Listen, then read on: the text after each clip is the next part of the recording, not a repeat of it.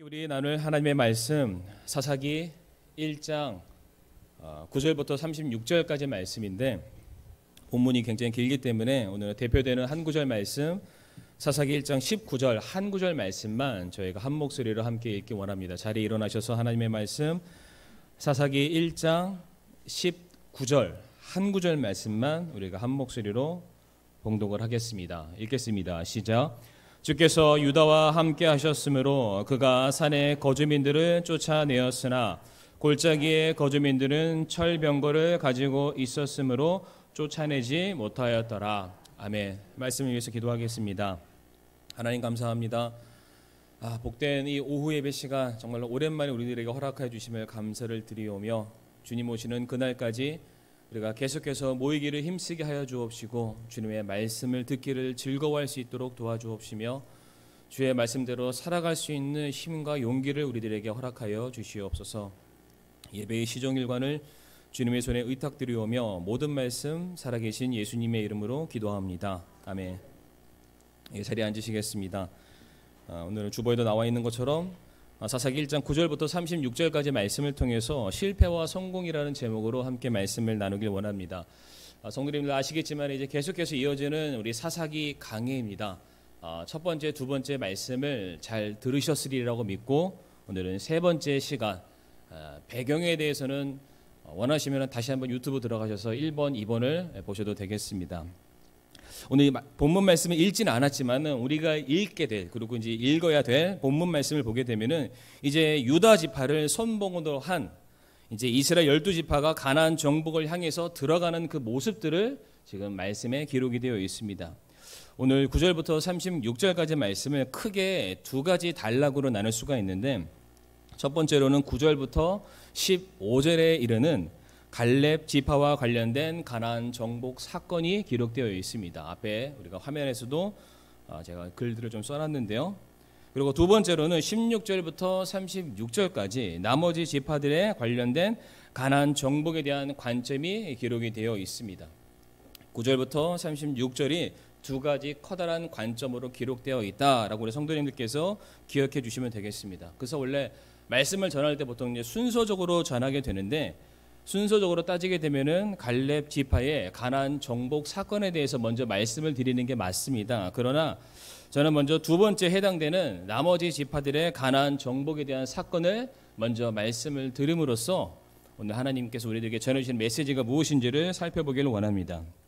첫 번째로 제목에서도 실패라는 단어가 먼저 나오게 되는데 실패한 이유, 가나안 지파를 결국 이스라엘 백성들이 온전하게 다 쫓아내지 못한 그 이유에 대해서 먼저 말씀을 드리길 원합니다. 본문이 16절부터 36절 말씀이 배경이 되겠습니다. 가나안 정복 사업에 있어서는 100% 완전히 이루어야 할 수건 사업이자 하나님의 명령이었습니다. 여호수아 23장 3절 말씀 화면에 PPT가 뜨게 될 텐데요. 주 너희 하나님 그분께서 너희 앞에서 그들을 몰아내사 너희 눈앞에서 그들을 쫓아내시리니 주 너희 하나님께서 너희에게 약속하신 대로 너희가 그들의 땅을 소유하리라 라고 말씀하고 계십니다. 그러니까 하나님께서 이미 그들에게 내가 너희들에게 하나의 땅, 약속의 땅을 주시겠다라고 이미 하나님께서 약속을 하셨고 또한 이 말씀을 보게 되면 그 약속을 지키시기 위해서 친히 하나님이 내가 그것을 이루겠다라고 말씀을 하고 계십니다. 그러니까 이스라엘에게 있어서 가나안 정복을 위한 전쟁은 그들에게 있어서 이미 따놓은 당상이다라고 말씀을 드릴 수가 있습니다. 대신 이스라엘 백성들이 그 가나안 땅을 얻는 것은 이미 기정사실 보장된 사건이지만 이제 이스라엘 백성들이 가나안 땅을 들어갔을 때 그들에게 주어진 하나의 미션, 조건이 있습니다. 그것이 무엇이냐면은 이제 그들이 들어가게 되는 그 가나안 지파들 그 땅 안에 그들이 가게 되었을 때에 이미 그 땅에 살고 있었던 가나안 족속들, 그들이 섬겼던 우상신들과 그들의 그 우상신을 섬기면서 그들이 행했었던 그런 우상 숭배의 풍습들, 또 이방 풍습들 모든 것들에 대해서 온전히 다 진멸해내는 일, 그것을 그들이 살고 있는 그 영토에서 쫓아내는 그 일들은 누구의 몫이었냐면은 이스라엘 민족, 이스라엘 백성들의 책임이자 그들의 사명이었습니다. 자, 그런데 그래서 여호수아 23장 12절부터 말씀 보게 되면은 그 구체적인 내용들, 그 땅에 들어갔을 때 너희들이 해야 될 일들에 대해서 말씀하시기를 너희가 가나안 땅에 들어가되 어떠한 민족도 남기지 말고 다 쫓아낼 것이며 혹여나 남아있는 민족들이 있다면 그들과 혼인하지도 말라. 만약 너희가 그렇게 한다면 그들이 너희의 올무와 덫이 될 것이고 너희 옆구리에 가시가 될 것이다 라고 하나님께서 경고의 말씀을 이스라엘 백성들에게 주시게 됩니다. 그러니까 하나님께서 명령하신 것이기 때문에 당연히 가나안을 진멸하는 게 맞고, 또한 남겨도 봤자 결코 어떠한 유익도 그들이 거둘 수 없기 때문에 이스라엘 민족의 경우에는 가나안 땅에 살고 있는 모든 것들, 사람뿐만 아니라 그들이 누리며 살고 있던 모든 세상의 이익들마저도 다 물리쳐내고 파괴하고 다 버리는 것이 맞다라고 우리가 그렇게 배웠고 알고 있습니다. 그런데 우리가 읽지는 않았지만 오늘 본문 말씀 보게 되면은 반복적으로 등장하는 하나의 문구 문장이 있습니다. 어떤 거냐면은 가나안 족속을 진멸하지 못했다, 가나안 족속을 쫓아내지 못했다. 이게 16절과 36절 말씀에 계속해서 거의 절마다 등장하고 있는 반복되는 그런 말씀이다라는 것을 우리 성도님들이 눈으로 확인해 보실 수가 있습니다. 대표적인 말씀이 오늘 읽었었던 19절 말씀이기도 한데요. 제가 다시 한번 읽어보게 되면은 주께서 유다와 함께 하셨으므로 그가 산의 거주민들을 쫓아내었으나 골짜기의 거주민들은 철병거를 가지고 있었으므로 뭐라고 되어 있습니까? 쫓아내지 못했다라고 되어 있습니다. 그러니까 주께서 유다 지파와 함께 하셨는데 골짜기 거민들은 철병거가 있기 때문에 쫓아내지 못했다라는 식으로 우리 눈에 읽혀지게 됩니다. 그러니까 이 말씀을 보이는 그대로 해석을 하게 되면은 하나님이 이스라엘 백성들과 함께 하셨다. 하나님께서 이스라엘 백성들과 함께 하셨는데 산 위의 거주민들은 하나님이 이스라엘과 힘을 합쳐서 물리쳐 내었지만은 산 아래 골짜기에 살고 있는 거주민들은 그들이 철병거를 가지고 있기 때문에 하나님께서 그들을 쫓아내지 못했다라는 식으로 우리 눈에 그렇게 읽혀지게 됩니다. 그런데 이 말씀의 진짜 의미는 무엇이냐면은 가나안의 철병거가 하나님보다 강하다라는 것을 의미하는 그런 말씀이 아닙니다. 이 철병거에 대해서라면은 여호수아 17장이 이미 이 철병거에 대해서 성경에 언급하고 있는 그런 장면이 있습니다. 여호수아 17장 18절 말씀 화면을 보시게 되면은 말씀이 나오는데요. 여호수아 17장 18절 말씀에 그 산도 내 것이 되리라. 그것이 살림인즉 내가 베어내어야 하리라. 그러면 그 산에서 나간 곳이 내 것이 되리니 비록 가나안 족속이 철병거를 가졌고 강할지라도 뭐라고 되어 있습니까? 내가 그들을 쫓아내지니라 라고 되어 있습니다. 우리 집사님 화면 17장 18절 나 혼자하고 저만 열심히 읽었습니다. 뭐라고 되어 있죠? 철병거를 가졌지만은 그들이 강할지라도 내가 그들을 뭐라고 되어 있나요? 쫓아낼지니라 라고 되어 있습니다.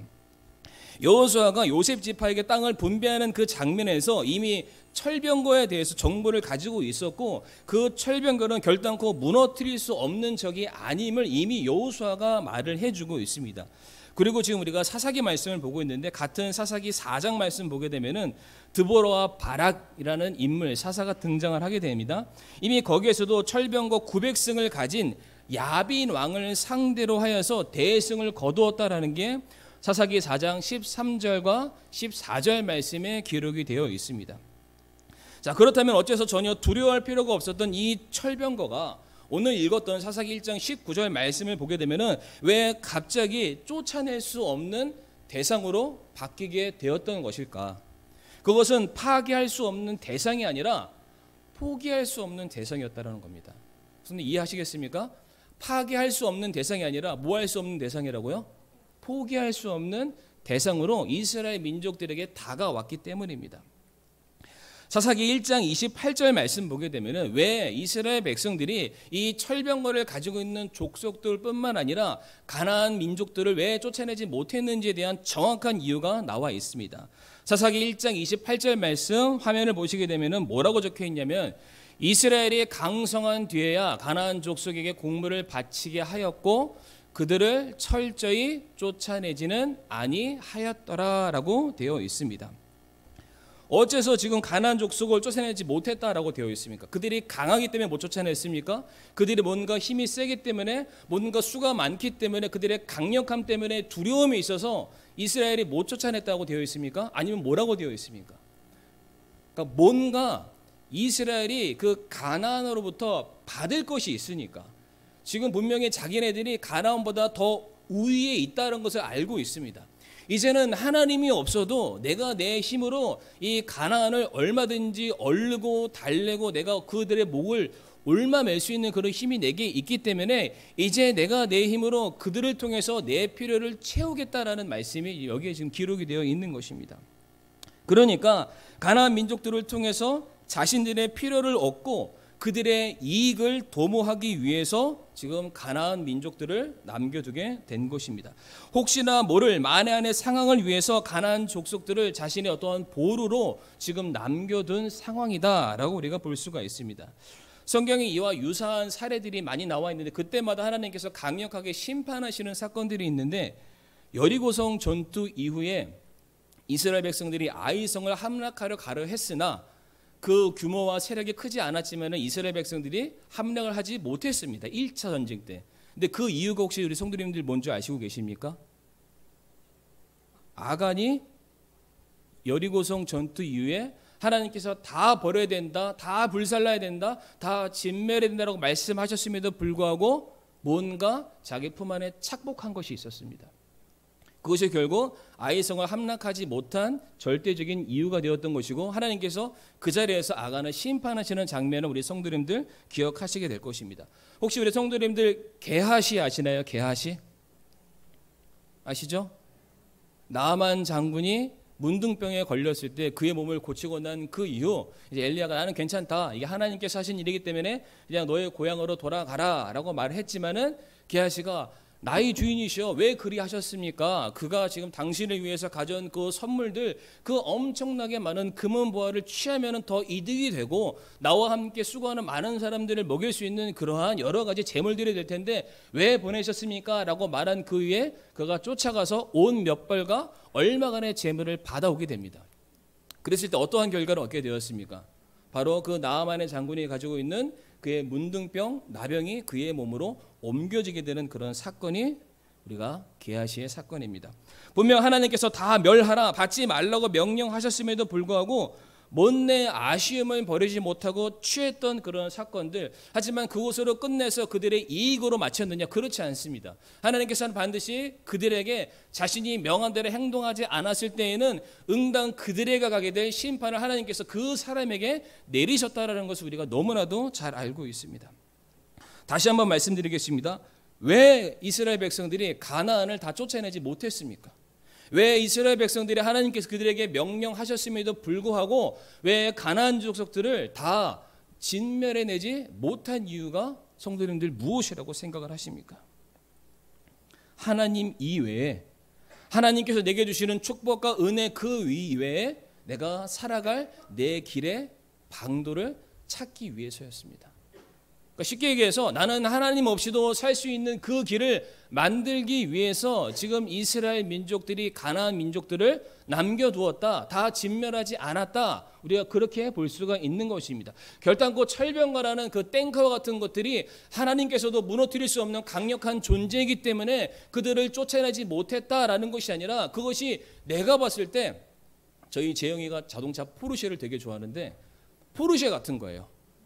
그냥 자동차가 아니라 버릴 수 있는 저기 고물차 똥차가 아니라 딱 왔더니 나는 고물차 몰고 있는 사람이었는데 딱 보니까 이 사람이 포르쉐를 몰고 있고 벤츠를 몰고 있고 BMW를 몰고 있는 거예요.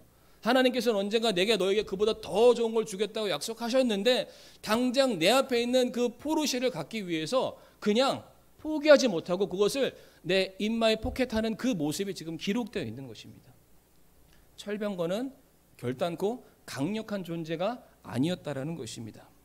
자, 그런데 이 28절 말씀에서만 이것을 증명하는 것이 아니라 지금 이스라엘 백성들이 점령하지 못했던 그 지명들이 이름이 계속해서 나옵니다. 16절부터 36절까지.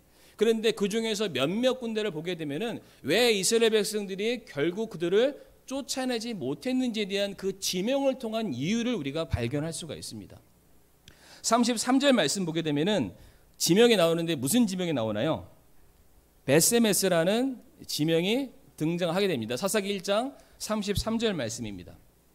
근데 베세메스의 지명의 뜻이 무엇이냐면은 태양의 집, 태양신이 거하는 집이다라고 되어 있습니다. 당시 이제 이스라엘 백성들은 이제 유목민 사회에서 농경 사회로 넘어가게 됩니다. 정착하는 삶을 살게 됩니다. 정착하니까 이제 그 토지에서 농작물을 지어서 거기서 먹고 살아야 되니까 무엇이 그들에게 절대적으로 필요합니까? 그러니까 자연의 여러 가지 환경들과 조건들이 맞아야 되는데 농작물이 잘 자라려면 가장 필요한 게 무엇일까요?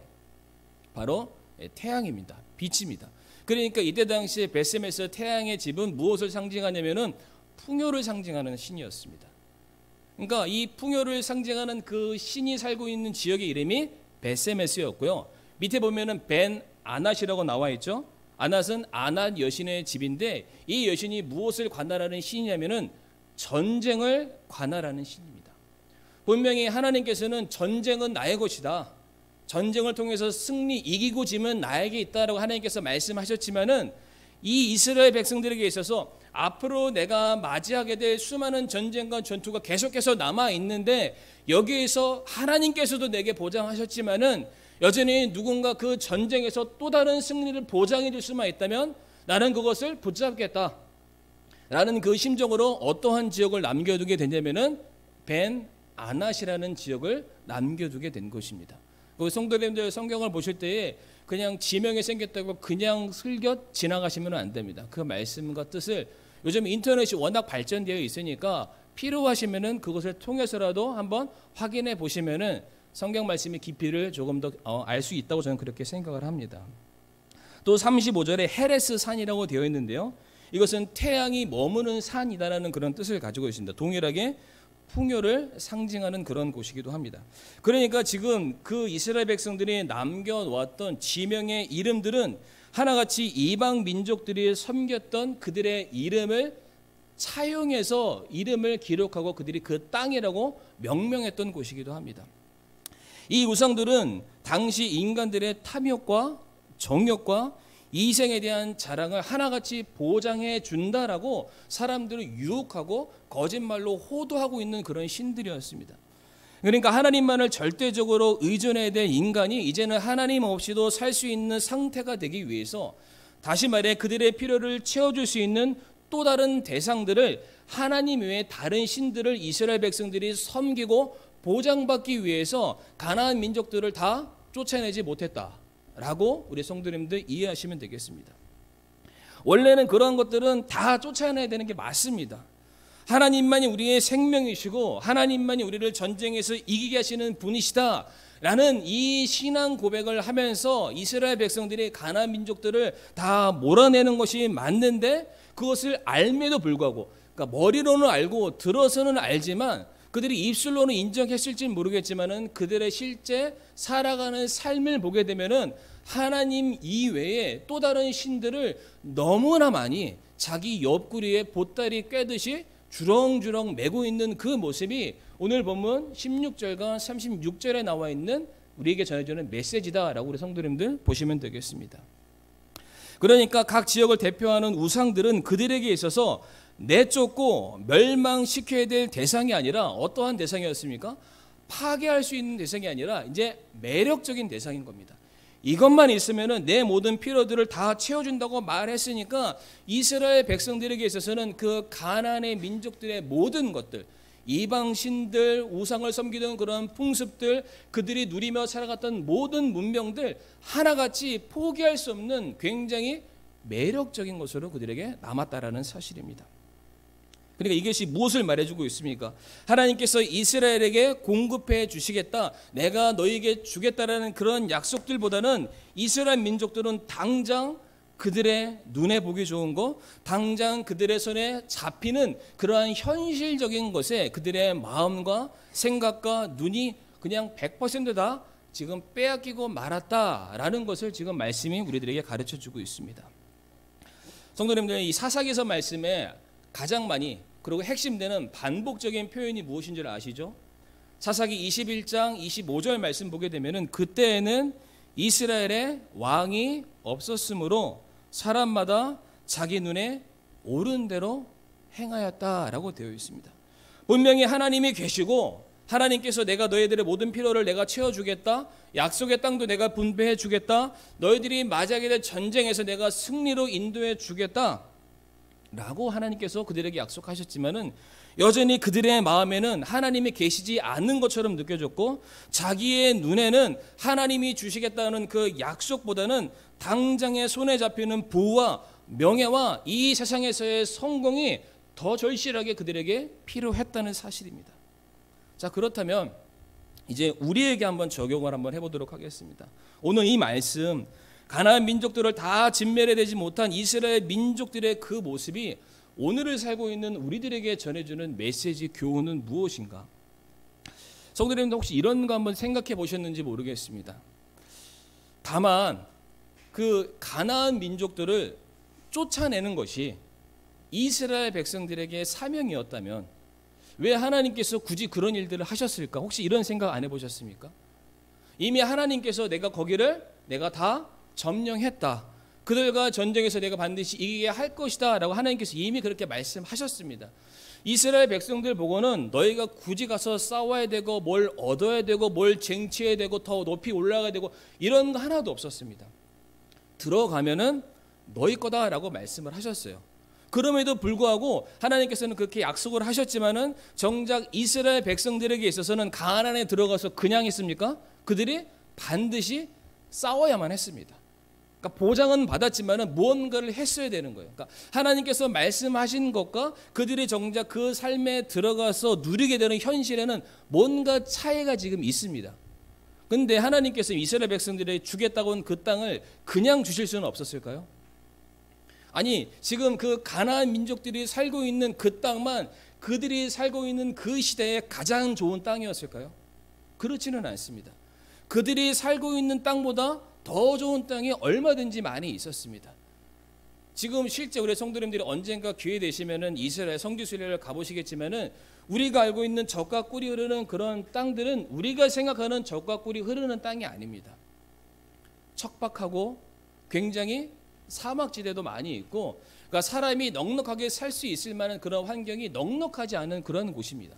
그럼에도 불구하고 하나님께서는 말씀하시기를 그곳이 내가 너희를 위해서 예비해둔 젖과 꿀이 흐르는 약속의 땅이니까 거길 들어가라 라고 말씀하신 겁니다. 그러니까 그 땅이 왜 약속의 땅이고 그 땅이 왜 젖과 꿀이 흐르는 땅이냐면은 하나님께서 주신 땅이니까 그곳이 약속의 땅이고 그곳이 젖과 꿀이 흐르는 땅이 되는 것입니다.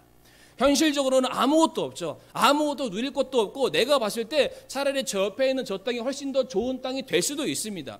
그럼에도 불구하고 그 땅과 내가 들어가게 될 가나안 땅의 절대적인 차이가 무엇입니까? 지금 이 가나안 땅에는 하나님의 약속의 말씀이 있고 저 땅에는 하나님의 약속의 말씀이 없는 땅입니다.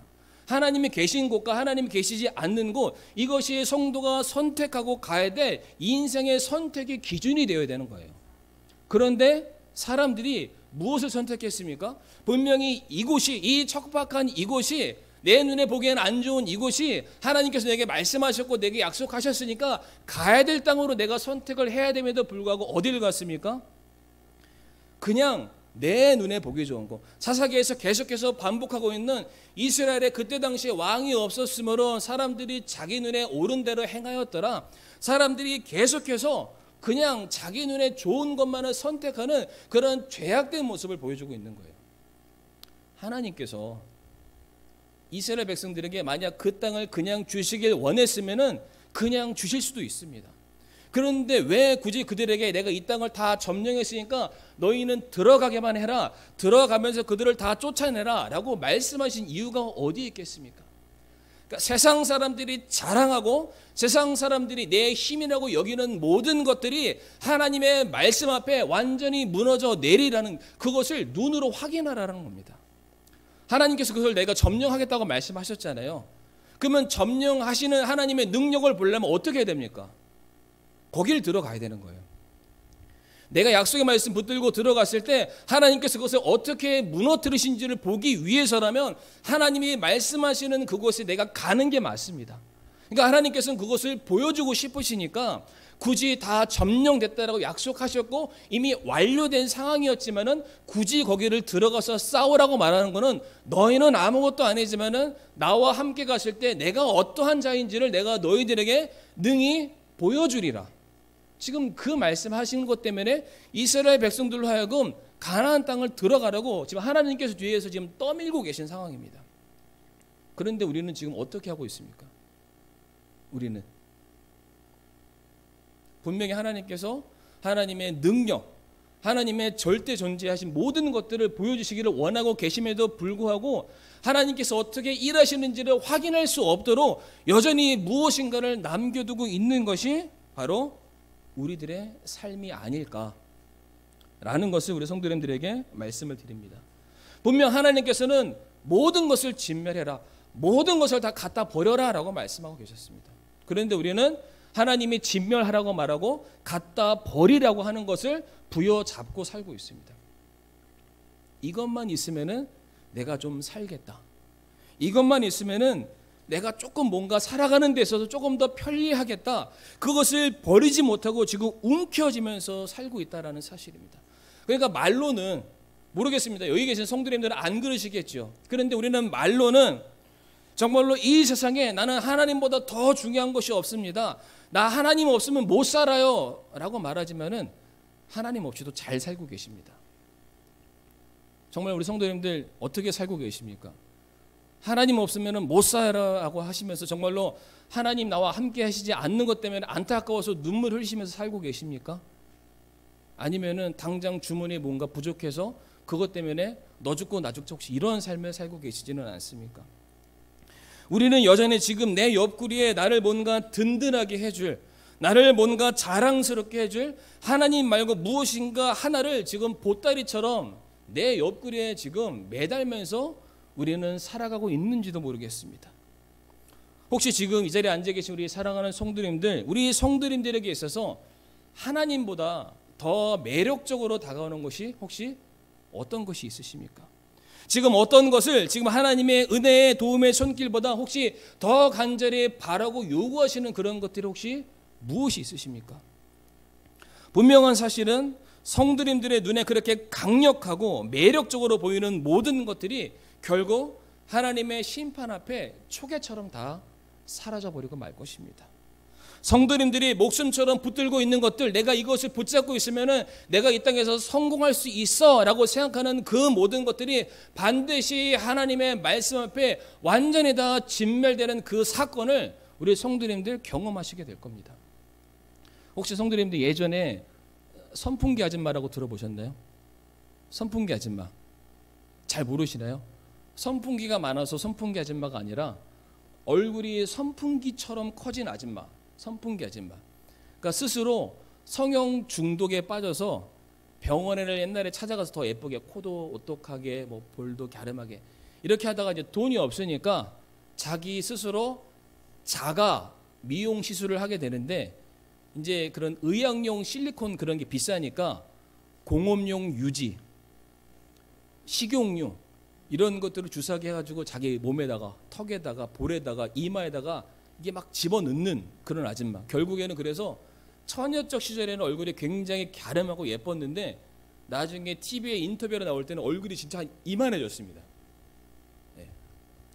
그래가지고 이제 그분의 안타까운 사연을 듣고 이제 한 성형외과 의사가 이제 그 아주머니를 내가 고쳐주겠다. 그래서 이제 딱 했는데 결과만 얘기해 주는데 결국 그 안에 들어갔던 그 공업용 유지들이 원래는 사람의 게 아니니까 당연히 밖에서 들어왔으니까 나가는 게 맞잖아요. 그런데 그 들어왔던 게 그 몸의 조직과 피부와 모든 것들이 엉겨 붙어가지고 그거를 덜어내고 싶은데 덜어내려면은 그 분의 얼굴을 도려내야 되는 상황까지 오게 된 겁니다. 그러니까 제가 지금 말씀드리는 요지가 무엇이냐면 성형을 하지 마십시오 라는 것을 말씀드리는 게 아니라 우리 성도님들께서 나 이거 아니면은 못 살아 라고 그렇게 붙드시는 거 있잖아요. 그럼 하나님께서 그것을 반드시 심판하실 건데 성도님들이 그거를 그렇게 선풍기 아줌마처럼 붙잡고 있으면은 하나님께서는 그 하나님 외의 것을 심판하고 싶으신데 그거를 붙들고 있는 성도님들마저도 심판을 받을 수 있습니다. 그러니까 그런 것들 하나님께서 버리라고 하는 것들 버리시길 바랍니다. 하나님 없이도 내가 성공할 수 있을 거라고 착각하고 있는 모든 것들, 돈 좀 있으면 좀 잘 될 거라고 생각하십니까? 내가 좀 빽이고 내 자식이 잘 되고 나면은 내 인생에서 아무런 문제가 없다고 생각하십니까? 그거를 조심하시길 바랍니다. 그게 우리 성도님들의 삶의 옆구리에 가시가 될 수 있습니다. 결국 이스라엘 백성들이 가나안을 온전하게 진멸하지 못한 이유가 어디에 있습니까? 하나님의 능력이 부족해서였습니까? 아닙니다. 그들이 세상을 버리지 못했기 때문입니다. 성도님 잘 한번 생각해 보시길 바랍니다. 나는 진짜 하나님을 믿고 사랑하는데, 말씀대로 살길 원하는데 왜 내 삶 속에서는 왜 아무런 변화, 아무런 능력, 아무런 역사도 없는가? 잘 한번 생각해 보시기 바랍니다. 내가 절대적으로 하나님의 말씀대로 살아가고 있는지, 아니면은 전혀 반대의 삶을 살아가고 있는지. 자, 두 번째로 이제 첫 번째는 실패의 이유에 대해서 말씀을 드렸으니까 이번에는 성공의 이유에 대해서 말씀을 드리겠습니다. 이제 본문 9절부터 15절의 말씀이 될 텐데, 지금 이 말씀을 보게 되면은 이미 여호수아서에서 나와 있던 갈렙과 악사, 그리고 갈렙과 그의 사위 온니의 이야기가 지금 등장을 하고 있습니다. 그런데 이 사건은 여기 사사기서에서 처음 나온 게 아닙니다. 이미 여호수아서 15장에 나와 있는 그 사건을 다시 가지고 와서 이 사사기 1장 말씀에 집어넣은 사건입니다. 그러니까 무엇인가 의도가 있다라는 거예요. 이 말씀을 통해서 어떠한 메시지와 가르침을 전달해 주시고자 하나님께서 그 말씀을 또다시 한번 우리 성도들에게 전하고 있다라고 생각하시면서 말씀을 보시면 되겠습니다. 자, 그런데 결국에는 이게 사사기 1장이지만은 여호수아 15장의 사건을 이야기하고 있는 건데, 지금 이 여호수아 15장 사건은 갈렙이 자기에게 주어진 약속의 땅을 들어가기 위한 땅 분배 사건입니다. 결국 지금 우리가 보고 있는 게 가나안을 정복하기 위한 땅 분배 사건을 지금 보고 있는 거예요. 자, 그런데 여호수아 15장 말고 그 바로 앞에 있는 여호수아 14장 말씀을 우리 성도님들 보시게 되면은 어떤 말씀이 있냐면, 이미 가나안 땅이 분배되기도 전에 먼저 미리 가서 땅을 분배받은 세 지파가 나옵니다. 아직 가나안 땅을 이스라엘 백성들이 안 들어갔는데, 들어가기도 전에 이미 이게 내 땅이다라고 이미 그 땅을 선택받고 아예 그 땅에 눌러 앉은 세 지파가 있는데, 혹시 어느 지파인지 아십니까? 르우벤, 갓, 므낫세, 반지파. 이제 원래 반지파인데 제가 굳이 이제 세 지파라고 그렇게 표현하긴 했지만 두 지파 반이 정확합니다. 민수기 32장 말씀을 보게 되면은, 집사님 이거 안 보여주셔도 되고요. 민수기 32장 말씀을 보게 되면은 이 두 지파 반이죠. 르우벤과 갓과 므낫세 반 지파는 가나안 땅을 들어가기도 전에 이미 요단강 동쪽 편에 땅을 그들이 보게 됩니다. 눈을 들어 그 땅을 본즉 뭐라고 적혀 있냐면은 가축을 치기에 너무나도 적합한 곳이다라고 말하면서 모세의 만류에도 불구하고 이미 그 땅을 그들이 선점하게 됩니다. 내가 우리에게 이 땅을 주십시오. 이 땅을 우리에게 주시면 그 나머지 것도 우리가 최선을 다하겠습니다. 그러니까 우리는 하나님이 주시겠다는 그 땅이 아니라 이 땅을 내게 주세요라고 말하면서 그 땅을 이미 선점해 버리게 됩니다. 그런데 지금 이 두 지파 반이 그 땅을 얻어가는 과정을 보게 되면 누구와 똑같은 모습을 갖고 있냐면, 아브라함과 그의 조카 롯, 그 조카 롯이 땅을 선택했던 그 모습과 100% 똑같은 모습이 나옵니다. 지금 그 아브라함의 조카 롯이 그 땅을 선택했을 때 눈을 들어 바라본 적 저기가 기름지고 너무 좋아서 내가 살기 좋다라고 해서 결과적으로 선택했던 그 땅의 이름이 무엇입니까? 소돔과 고모라였습니다. 그들에게 있어서 그의 평생의 삶의 부와 명예와 안식을 허락해주는 그런 땅이 아니라 결과적으로는 하나님의 심판이 내려서 먼지밖에 남지 않은 그 땅, 그 선택했던 그 모습이 조카 롯의 삶을 통해서 드러나게 됐는데, 지금 동일하게 르우벤과 갓과 므낫세 반지파가 그러한 행동과 그러한 전철을 지금 똑같이 밟아가고 있다는 것을 볼 수가 있습니다. 그러니까 가나안 땅의 경우에는 하나님께서 그들에게 약속하신 땅이 아니었습니다. 그들을 위해서 분배해 놓으신 땅이 아니었음에도 불구하고 지금 사람들은 여전히 하나님이 내게 주시겠다는 그런 땅보다는 내가 눈을 들어서 보기에 좋은 땅을 지금 선택하고 있는 그 모습이 계속해서 반복이 되고 있습니다. 자, 그렇게 서로가 더 보기에 기름진 땅을 선점하기 위해서 지금 혈안이 되어 있는 바로 그때 지금 갈렙이 뜬금없이 여호수아 앞에 등장해서 아무도 그때 당시 관심을 보이지 않고 있는 헤브론 땅을 달라고 고백을 하게 됩니다. 당시 그 갈렙이 선택했던 그 땅에는 누가 살고 있었냐면 아낙 사람들이 살고 있었는데, 이 아낙 사람들의 경우에는 가나안 거민들 중에서도 가장 장대한 사람들이었다, 가장 힘이 센 사람들이었다라고 말하고 있습니다. 또한 그들이 살고 있는 그 땅은 평지가 아닌 가파른 산지였다라고 말을 하고 있고요. 그리고 그 땅을 얻겠습니다, 내가 갖기를 원합니다라고 그때 당시 고백을 했었던 갈렙의 나이가 성경을 보게 되면은 85세라고 되어 있습니다. 어떠한 매력적인 요소도 찾아볼 수 없고 사람으로 보기에는 가장 최악의 어떤 조건들만 가득 차 있었고, 오히려 사서 고생을 해야 되는 상황임에도 불구하고 갈렙이 저 땅을 내게 주세요라고 고백을 하게 됩니다. 여호수아 14장 12절 말씀 앞에 화면을 띄워주시고, 이번에는 우리 성도님들이 한번 화면을 보시면서 한 목소리로 14장 12절 말씀 앞에 거 같이 읽겠습니다. 시작.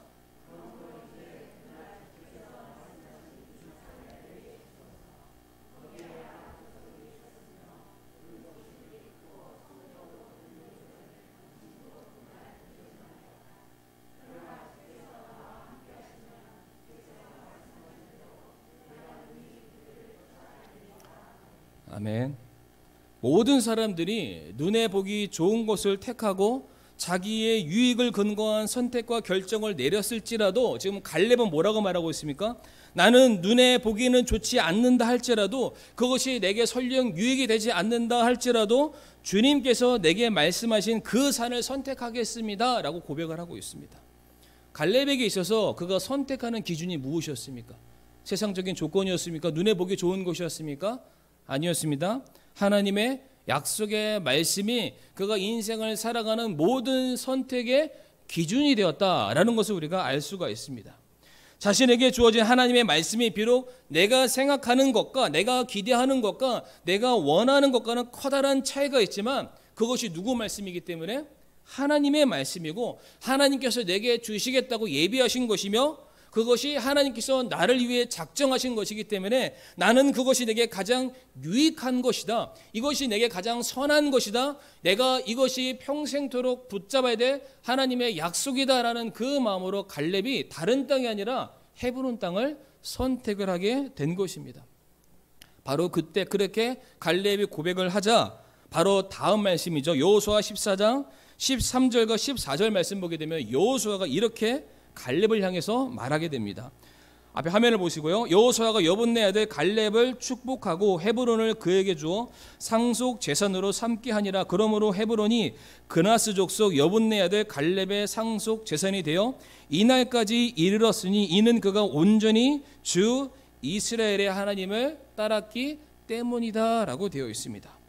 갈렙은 눈에 보이는 어떤 이득을 위해서 그의 인생을 던졌던 그런 삶이 아니라, 눈에 보이지는 않지만 하나님의 말씀이 자기에게 임한 것을 어떠한 것보다 가장 소중하게 여기고 그것을 붙들고 살아가기로 작정했던 성경의 위대한 인물이라는 사실입니다. 그가 전쟁에 능하고 장수이고 세상에 경험이 많고 이런 것이 중요한 것이 아니라, 왜 갈렙의 인생이 노년의 나이임에도 불구하고 이렇게 그의 인생의 성경에 기록될 수 있었는가?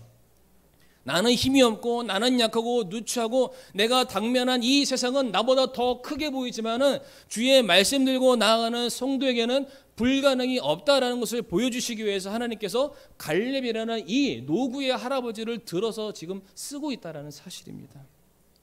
그래서 이와 같은 갈렙에 대해서 성경이 또 한 번 그의 믿음에 대해서, 그의 신앙에 대해서 다음과 같이 증명을 해주고 있습니다.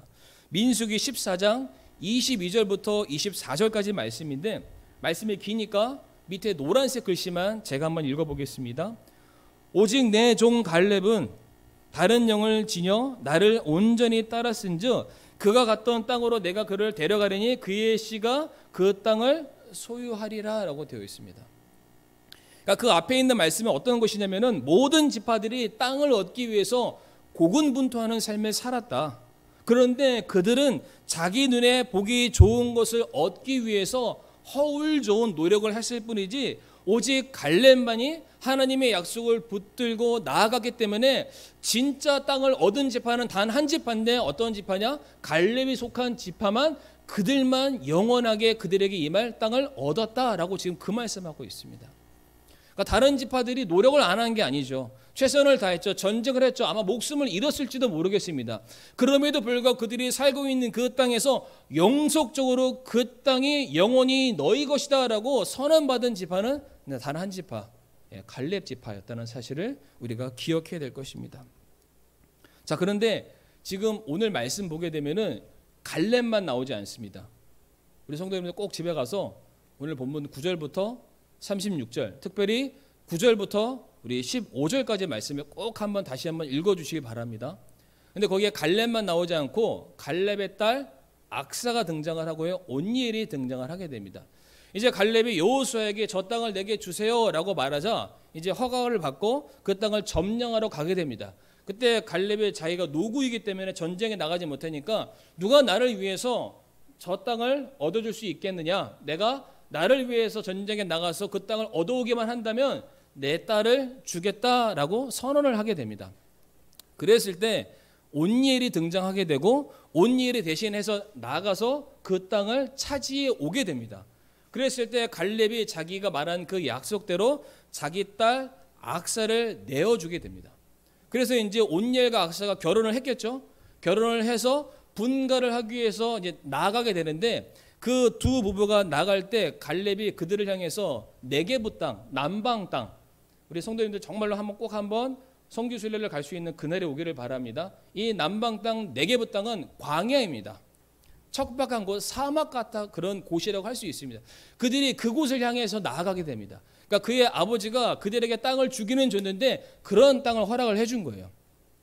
그러니까 이 부부가 나갈 때 갈렙이 못내 마음이 아쉬우니까 자기 딸을 향해서 딸아, 내가 너에게 무엇을 더 축복해 주랴.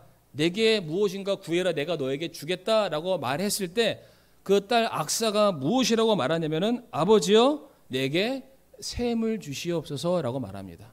그게 오늘 본문 1장 14절과 15절의 말씀이 되겠습니다. 그러니까 여기서 갈렙이 악사에게 내가 내게 복을 주길 원한다라고 말했을 때 악사가 아버지 그 복은 내게 샘입니다라고 말했다라는 거예요. 우리 성도님 이거 지금 잘 따라오셔야 이게 정확하게 이해가 되면서 말씀이 마무리할 수가 있습니다.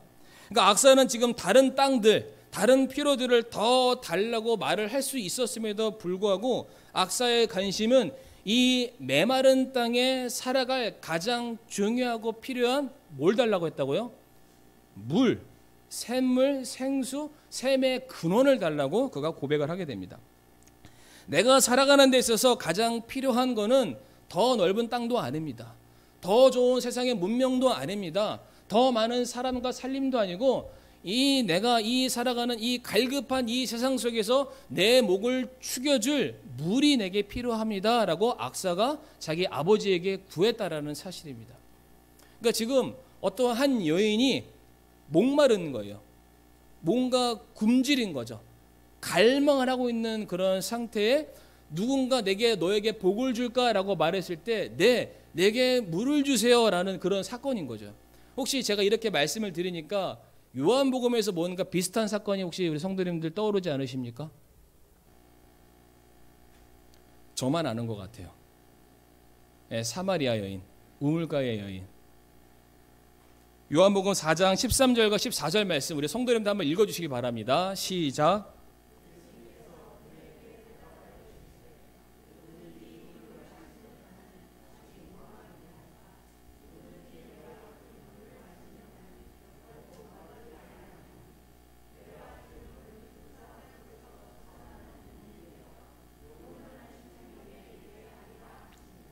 아멘. 그러니까 우물가에서 만났던 그 여인의 사건을 우리 성도님들 기억하시게 될 텐데 우물가에서 만났던 그 여인이 예수님에게 뭐라고 말하게 됐냐면은 주여 나로 하여금 더 이상 목마르지 않게 주시옵소서. 여기에는 그 여인이 가지고 있는 삶의 배경들이 다 녹아져 있습니다.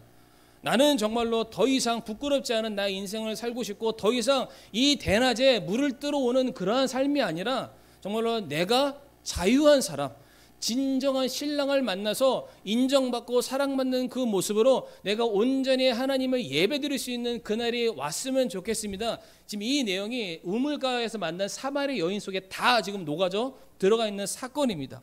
그랬더니 예수님께서 그 여인에게 이렇게 말씀하신 거예요. 너가 이제는 더 이상 마르지 않을 생수를 마시게 될 거다라고 하면서 너가 잃어버렸던 그 예배를 회복하게 될 것이다라고 쭉쭉쭉 말씀하시면서 그 여인의 그 심중의 가장 깊은 곳에 죄성을 딱 드러내시면서 예수님께서 하시는 말씀이 요한복음 4장 26절에 그 생수가 나다라고 말씀을 하십니다. 그러니까 너의 문제는 네가 가지고 있는 삶의 어려움만이 해결돼야만 끝나는 것이 아니라 너의 진정한 영적인 그 목마름을 해결해 줄 메시아 예수 그리스도를 만나야만 너의 문제가 끝난다라는 것을 말씀해 주고 계신 것입니다. 요한계시록 21장 6절 말씀에서도 뭐라고 되어 있냐면 또 내게 이르시되 다 이루어졌도다. 나는 알파와 오메가요 시작과 끝이라. 내가 목마른 자에게 생명수의 샘에서 값없이 주리라 라고 되어 있습니다. 그러니까 지금 동일하게 가나안 땅을 살아가게 될 이스라엘 백성들, 지금 그들의 눈에는 드넓고 비옥한 그 땅이 내 인생의 모든 문제를 해결해 줄 수 있을 거라는 그런 착각 가운데 그들이 살아갔지만 결국 그들이 선택했던 그 땅은 롯이 선택했던 그 땅과 동일하게 소돔과 고모라 하나님의 심판이 내려져서 아무것도 남지 않는 그런 땅이 되어버린 것입니다. 바로 그와 같은 삶을 살아가는 인생 가운데 갈렙과 같은 별종의 사람이 나타난 겁니다. 설령 그 땅이 내 눈에 보기 좋지 않다 할지라도 그 땅은 하나님의 말씀과 하나님의 약속이 임하는 그 땅이기 때문에 내 눈에는 안 좋아도 그 땅을 통해서 내게 임할 하나님의 약속을 내가 사모합니다. 그래서 그 말씀 가지고 들어갔던 그 사람이 악사인데 악사가 하는 말이 무엇이냐면은 내가 주님 약속 붙들고 살아가는 나에게 다른 것이 필요한 것이 아니라 내 영적인 목마름을 해결해 줄 주님의 말씀만 내게 필요합니다. 지금 이 이야기가 오늘 9절부터 15절에 나와 있는 이 갈렙과 온니엘과 악사 그 모든 내용이 담겨져 있다라는 사실입니다. 그러므로 우리 구원받은 모든 성도들에게 있어서는 세상의 매력적인 문물들이 축복이 아니라 여전히 우리들에게 공급될 하나님의 말씀, 더 이상 우리를 줄이지 않고 마르지 아니하게 할 영생하는 생명수이신 예수 그리스도 그분만이 우리의 유일한 소망이요 안식이라는 사실을 우리가 믿어야 된다는 사실입니다. 이제 딱 2장 남았습니다. 우리 PPT 넘겨주시면 인간은 생각하는 갈대다라고 말했던 유명한 사람이 있습니다. 혹시 누군지 아십니까? 저는 그렇게 얘기한 적은 없습니다. 파스칼입니다. 파스칼이 제가 봤을 때는 믿는 사람인 것 같아요. 그 사람이 이런 글을 남겼습니다. 모든 사람의 마음에는 하나님이 만드신 하나의 공간, 즉 공백이 있다. 이것은 어떠한 피조물로도 채울 수 없고 오직 예수 그리스도를 통하여 하나님만이 채워줄 수 있는 그러한 공간이다.